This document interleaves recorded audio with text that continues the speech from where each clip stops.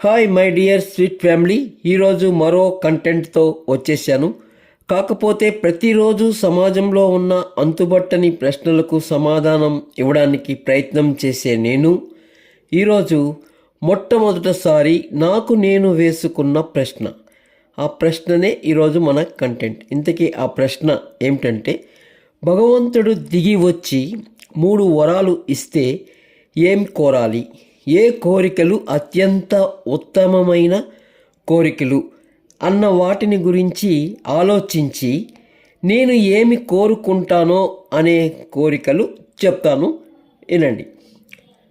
అయితే ఒకవేళ నేను కోరుకునే కోరికలు మీకు నచ్చకపోయినా, నమ్మశక్యం కాకపోయినా మనసారా మన్నించి మీరేమి కోరుకుంటున్నారో అన్న విషయాన్ని కామెంట్ ఇవ్వండి.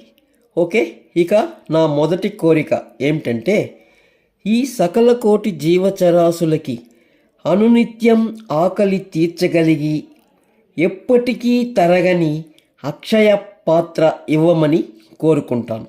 ఇది నా మొదటి కోరిక. అంటే సకల కోటి జీవచరాశులు, మొత్తం సృష్టిలో ఉన్న జీవచరాశులన్నింటికీ ఆకలి తీర్చగలిగే అనునిత్యం, అంటే ఒక్కసారి కాదు, ప్రతిరోజు ప్రతి క్షణం ఎక్కడ ఏ జీవి కూడా ఆకలిగా లేకుండా ఉండే విధంగా అలాంటి ఆకలి తీర్చగలిగే, అనునిత్యం ఆకలి తీర్చగలిగే అక్షయ పాత్రను ఇవ్వమని కోరుకుంటాను.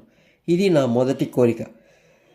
ఇక నా రెండవ కోరిక ఏంటంటే, ఆ అక్షయ పాత్రలో ఉన్న ఆహార పదార్థాలన్నీ, ఏ ఆహార పదార్థమైనా సరే, తిన్న ప్రతి జీవి, ప్రతి మనిషికి సంపూర్ణమైన ఆరోగ్యం కలగాలి.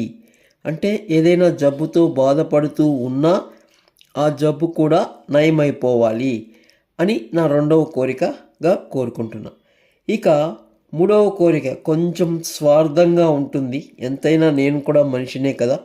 ఈ మానవ జన్మలో చివరిలో ఖచ్చితంగా నాకు మోక్షం కలిగి శివుడిలో ఐక్యం అవ్వాలి అని కోరుకుంటాను. ఇప్పుడు ఇవి నా 3 కోరికలు. ఈ కోరికల్లో మీకు ఏదైనా కొంచెం నమ్మశక్యం కాకపోయినా, మీరు ఇష్టపడకపోయినా మనసారా మన్నించి మీరేమి కోరుకుంటున్నారు అన్నది మాత్రం ఖచ్చితంగా కామెంట్లో ఇవ్వండి.